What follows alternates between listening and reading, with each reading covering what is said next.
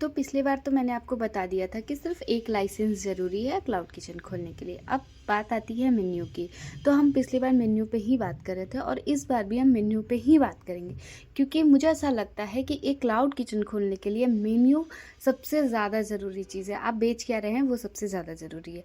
तो देखिए मेरा जब मैंने खोला था ना, तो मेरा एक कॉन्सेप्ट क्लियर था कि मुझे लिट्टी चोखा ही बेचना है, मुझे बिहारी खाना ही बेचना है।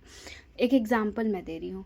और मेरे एरिया में ये चीज़ बहुत कम बिक रही है, बिहार के लोगों को खाना नहीं मिल रहा है, ये मेरे माइंड में मैंने कॉन्सेप्ट क्लियर कर लिया था। तो आपको भी ये माइंड में कॉन्सेप्ट क्लियर कर लेना है कि आपके एरिया में क्या नहीं मिल रहा है और क्या लोग खाना पसंद करेंगे, और उसमें उन चीज़ों में आप क्या अच्छा बना लेती हैं।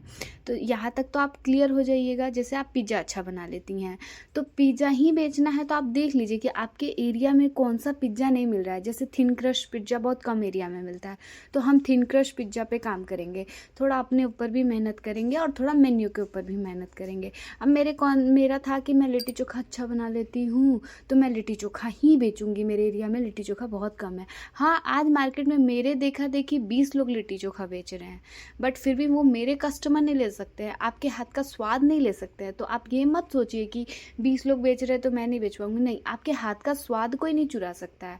तो आप सोचिए कि आप क्या अच्छा और जल्दी बना लेती हैं। एक चीज़ और चीज़ भी प्लीज़ ज़रूर ध्यान रखिए, जल्दी वाली बात। क्योंकि जल्दी वाली बात इसलिए ध्यान रखनी है क्योंकि आपको अगर एक साथ 2 4 5 10 ऑर्डर आ जाते हैं ना, तो जल्दी वाला और स्पीड बहुत ज़रूरी है।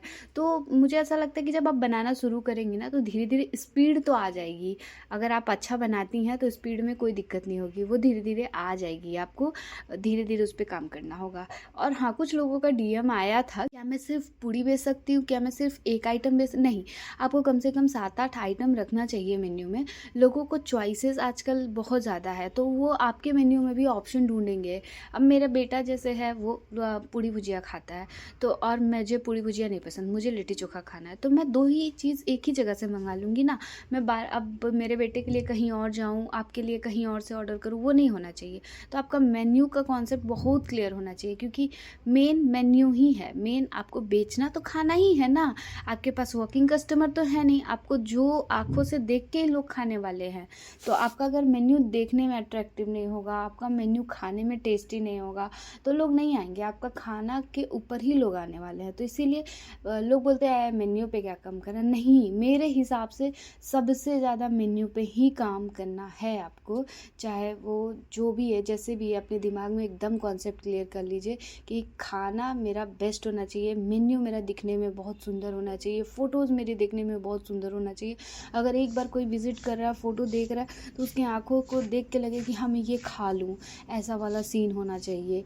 तो और फ़ोटो के लिए भी मैं एक बात बता देती हूँ, वो स्विगी ज़ोमैटो फ्री में भी कर लेते हैं, और आपको भी थोड़ा बहुत फ़ोटोग्राफी आती है तो आप भी कर सकते हैं, ऐसा कुछ नहीं है। तो अगर अभी भी कोई क्वेश्चन है मेन्यू को लेकर के, तो आप मुझे पूछ सकते हैं, मैं आपको ज़रूर रिप्लाई दूंगी। और इसके आगे फिर मैं आपको कॉस्टिंग वगैरह के बारे में भी बताऊंगी, तो वीडियो में कंटिन्यू